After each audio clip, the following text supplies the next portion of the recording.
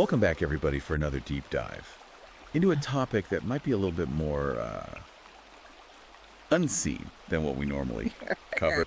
We are going to be talking about spiritual warfare, and we're cracking open a book called The Invisible Battle by Conrad Riker. Okay. And this book is all about how there's pains, this kind of unseen dimension to our lives that might be affecting us in ways that we don't even realize.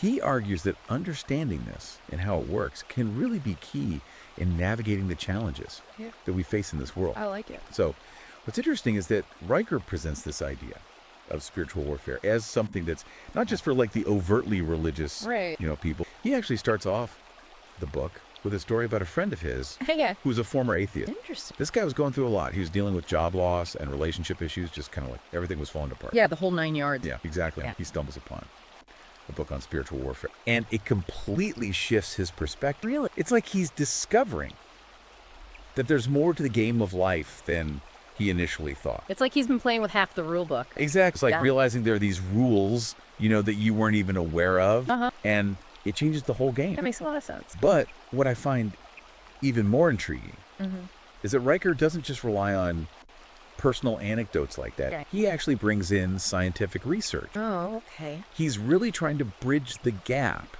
between the seen and unseen world. And look at this, from a more objective perspective. That's really interesting because you don't often see those two things together. Right. Like the kind of spiritual and the scientific. It's kind of like he's bringing these two worlds together. I like it. And saying, hey, there's actually more overlap than we might think. So what kind of research is he looking at? Well, she highlights studies that try to quantify the effects of spiritual warfare, particularly its psychological impact. Like how? So we're talking about things like increased stress, anxiety, even depression.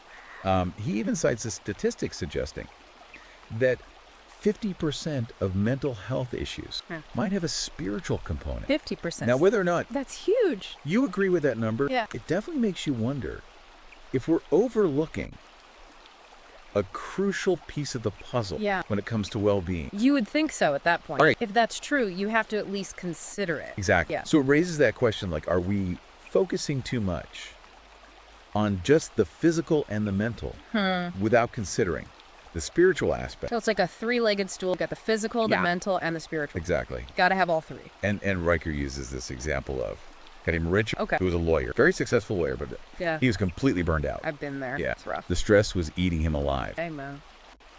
It wasn't until he started understanding this concept of spiritual warfare that things started to shift for him. So understanding this idea actually helped him Exactly. deal with that burnout. It gave him a new framework for understanding what he was going through Okay. and how to address it. So it wasn't just like a passive acceptance of his situation. It was about He took some action. empowering himself with knowledge and then taking action Interesting. based on that knowledge. So he built like a spiritual defense system. Exactly. To combat this. He built this spiritual defense system I don't like that. by focusing on knowledge, discipline, and community. So those three things working together? Yeah. Knowledge, discipline, community. And Riker actually outlines the specific practices that Richard adopted to do this. So he gives us like a roadmap or like a blueprint. So it's not just theory, it's like practical application. So for example, he started meditating. Okay. He incorporated prayer into his routine.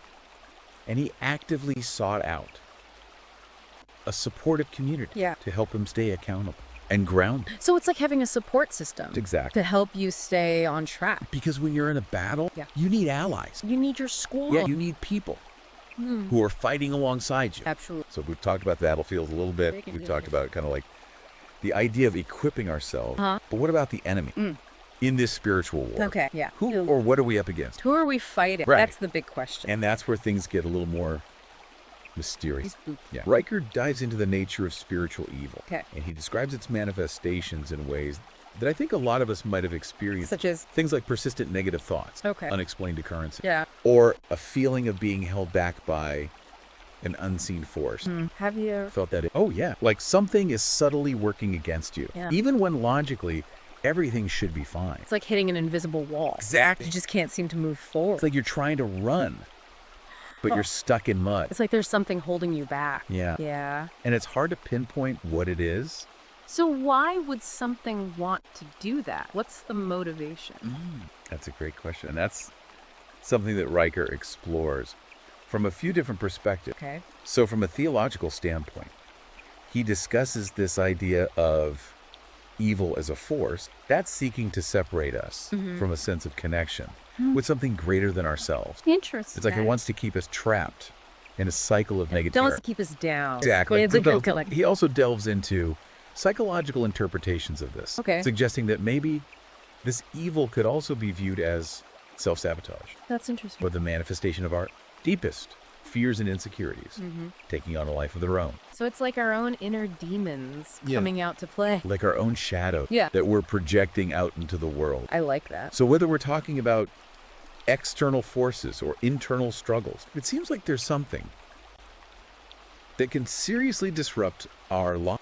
Yeah. Even if we don't fully understand it. Absolutely. But how can we tell the difference between just normal, everyday difficulty and something more sinister like a true spiritual attack? How do we know if it's just a bad day or something more? Yeah, and that's a crucial point that Riker really stresses. These attacks can be subtle and deceptive, easily mistaken for just a bad day. Yeah. But he says they often have this inexplicable intensity and irrationality to them. That's hard to shake. It's like a normal struggle, but dialed up to 11. Exactly. It's like it's amplified somehow. There's like this deep fear that comes with it. It doesn't make sense. Like a fear that's out of proportion to the situation. Like a primal fear. Exactly. Yeah. And he uses this example of a guy named Peter, who's a successful software engineer, had everything going for him. Good for him. Right. But he was suddenly crippled by anxiety and depression. Wow. It seemed to come out of nowhere. So he had no reason to feel this way. On the surface, no. But underneath, something else was going on. So it's like these attacks can take normal struggles and amplify them. Exactly. And it's a wake-up call, I think, to pay attention to those subtle shifts in our internal landscape. That makes a lot of sense. Sometimes what we perceive as a personal weakness or a flaw might actually be something that we need to address on a deeper level. Very spiritual level. Yeah. So we've talked about the battle, right, the nature of the enemy, but what kind of damage can these attacks inflict? That's a good question. What are the consequences of ignoring this unseen dimension? That's something we'll have to explore further. Well, Riker actually dedicates a big chunk of the book to the psychological impact of spiritual warfare. So like how these battles can really mess with our mind. And he starts by talking about anxiety, which is something that I think a lot of people are struggling with these days. It's like the epidemic of our time. Right. You know, it really is. Anxiety is everywhere. And he points out that anxiety disorders are like incredibly common. Yeah. Millions of people are dealing with this. But then he goes a step further and suggests that some forms of anxiety might actually be rooted in this unseen battle. That's interesting. I've always thought of anxiety as like a purely psychological or biological issue. Right. So are you saying there could be a spiritual dimension to it as well? That's what Riker's proposed. Yeah. And he uses this example of a guy named George, who is this entrepreneur, super successful on paper, but like crippled by anxiety. Wow. He had tried everything, you know, conventional therapy, medication. Nothing seemed to work. It wasn't until he started exploring the spiritual dimension of his struggle that he actually found relief. So George's story suggests that sometimes we need to look beyond the surface to find true healing. Deeper. Exactly. Yeah. It's like peeling back the layers of an onion. To get to the core. And to get to the root of the issue. You know, Riker also dives into some pretty intense examples of how these spiritual attacks can manifest. Like he talks about cases where people experience physical harm that can't be explained medically. Like they wake up with bruises or cuts they don't remember getting. Yeah. Or they suddenly get hit with an illness that like defies medical explanation. Now it's important obviously to approach these accounts with a healthy dose of skepticism, but they do raise questions about the potential for unseen forces to actually impact us physically. I remember Jennifer's story, the one where she was experiencing objects moving in her house and hearing voices and just this oppressive presence. I mean, that sounds like straight out of a horror movie. It does. Right. And that's what Riker calls psychological warfare. Right. This feeling of being targeted and tormented by something unseen. And her story, along with a lot of the others in the book, really suggests that these attacks can go beyond just our thoughts and feelings and actually manifest in ways that affect our physical environment. That's pretty scary to think about. It's like we're not even safe.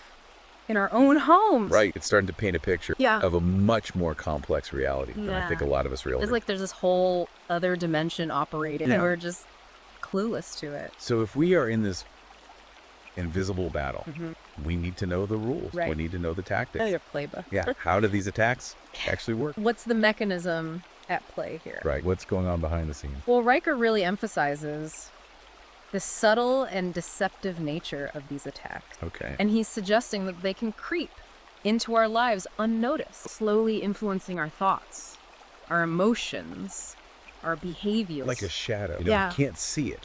But it's still there. It's there. And it's having a real impact. Like a computer virus, slowly corrupting a system. Yes. Working behind the scenes. Exactly. And it makes you wonder how much of what we perceive as our own thoughts, our own feelings, our own choices are actually being influenced by these unseen forces. That's a scary thought. It is scary. So how do we fight back? How do we protect ourselves? That's the million-dollar question. From these attacks, what can we do? Well, Riker talks about the importance of building what he calls a spiritual defense system. Okay. He compares it to our physical immune system. You know, just like we take care of our bodies with exercise and healthy diet and hygiene, we also need to cultivate practices that strengthen us spiritually. So what are some of the vitamins for our spiritual immune system? What specific practices can we adopt to bolster our defense? Well, Riker emphasizes the importance of individual spiritual practices, things like meditation, spending time in nature, connecting with something larger than ourselves, whatever that might be for you. He also talks about the power of community, you know, finding like-minded individuals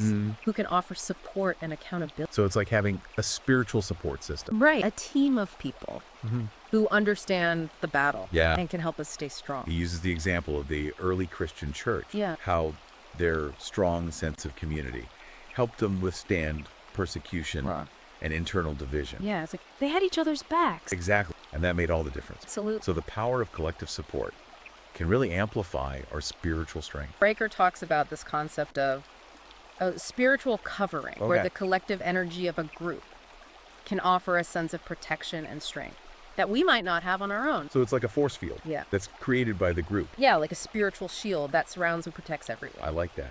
But it's not just, but external support. Right. Also dives into the power of our words. Our words. Arguing that they can be both a weapon and a shield. Interesting. In this unseen battle. So how do words become weapons in this context? He uses the example of David facing Goliath. Now, David didn't just rely on his slingshot. He also used his words to declare his faith and to demoralize his opponent. Wow. So his words were like spiritual bullets, saving the way for his victory. It's like that saying, words have power. Right. I think we've all experienced the impact of someone's words, whether positive or negative. Absolutely. And so if we're constantly bombarded with negativity from ourselves or from others, it makes sense that it could weaken our spiritual defense. Like a constant barrage wearing us down. Yeah. Exactly. So Riker highlights the power of positive self-talk and even draws connections to scientific research showing how it can reduce stress, improve our mental well-being, even our physical health. So it's not just some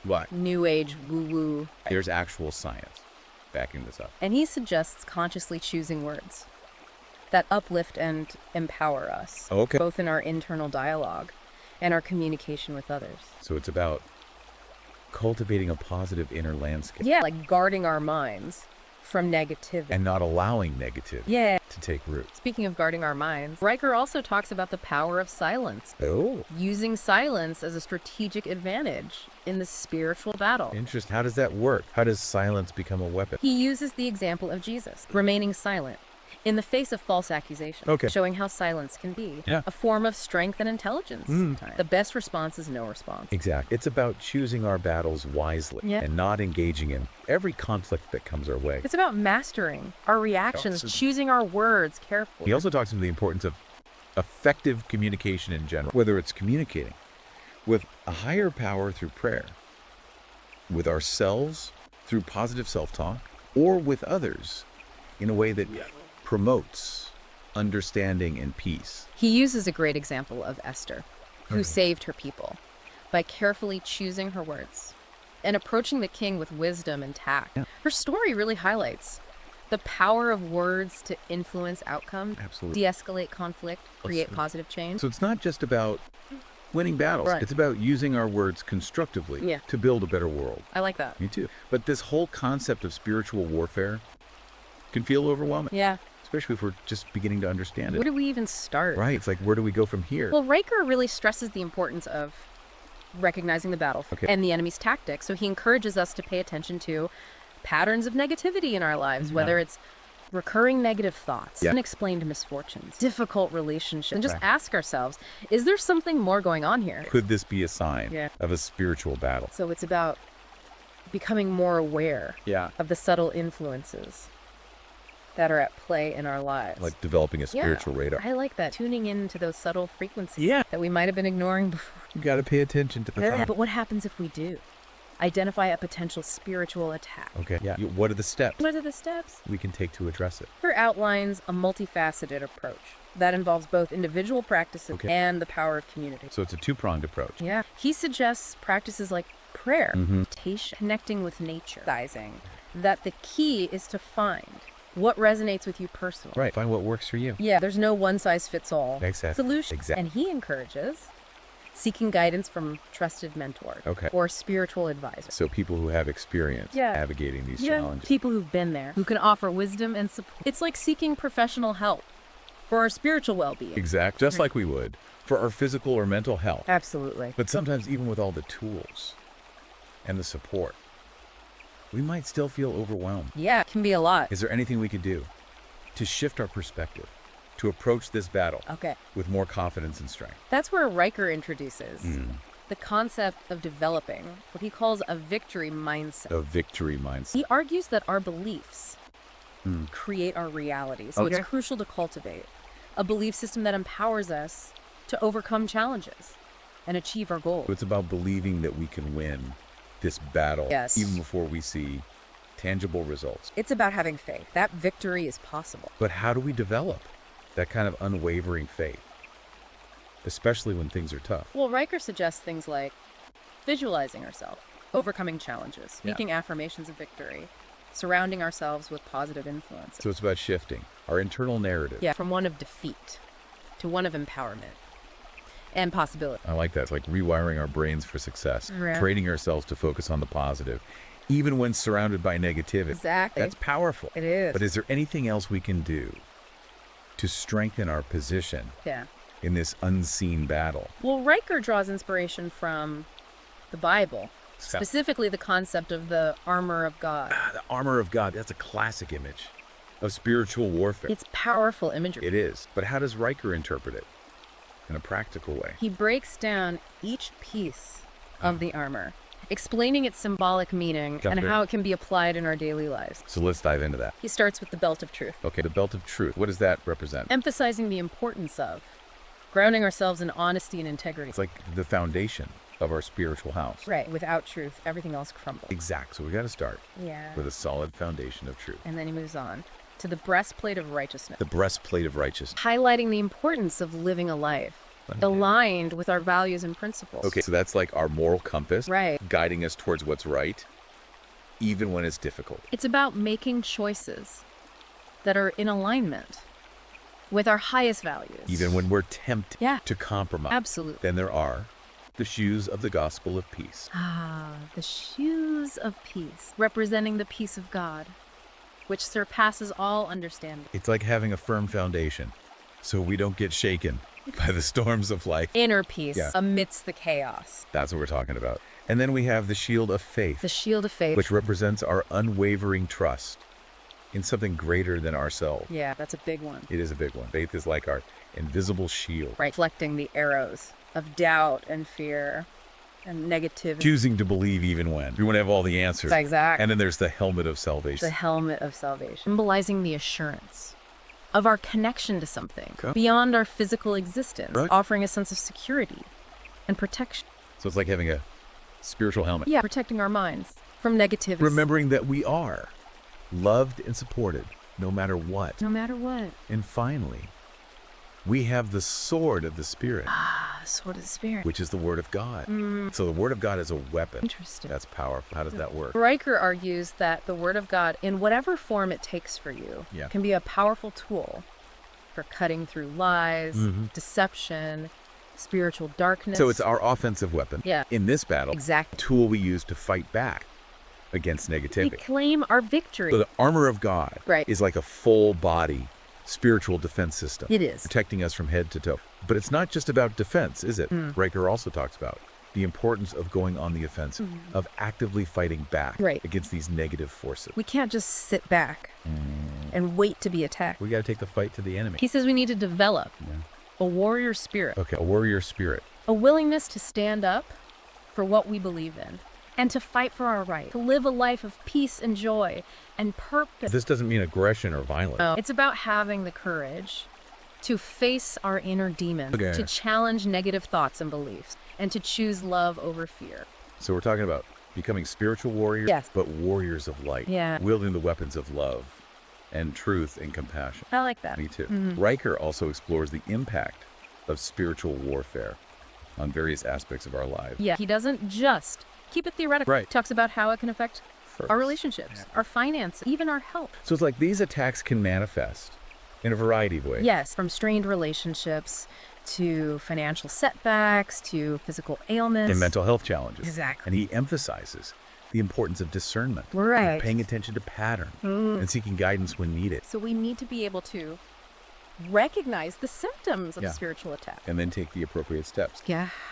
To address it. Absolutely. But how do we know if something is just a normal life challenge versus a sign of spiritual warfare? That's the tricky part. It is tricky. Riker suggests we ask ourselves some questions. Okay. Like, is this situation causing me an unusual amount of anxiety or despair? Okay. Is it accompanied by thoughts or feelings that are out of alignment with my true self? Does it seem to defy logic or rational explanation? Okay. So it's like if it feels out of proportion. Right, if it feels bigger than it should be. If it feels like there's something more going on. Then it might be a sign that there's a spiritual dimension to it. So we've got to trust our intuition. We've got to pay attention to those subtle red flags. Our gut is usually trying to tell us something. But sometimes even with all the tools and knowledge, we might still feel lost. Or unsure how to proceed. Is there anything we can do to connect with a sense of guidance or support beyond our immediate circle? Riker talks about the role of prophecy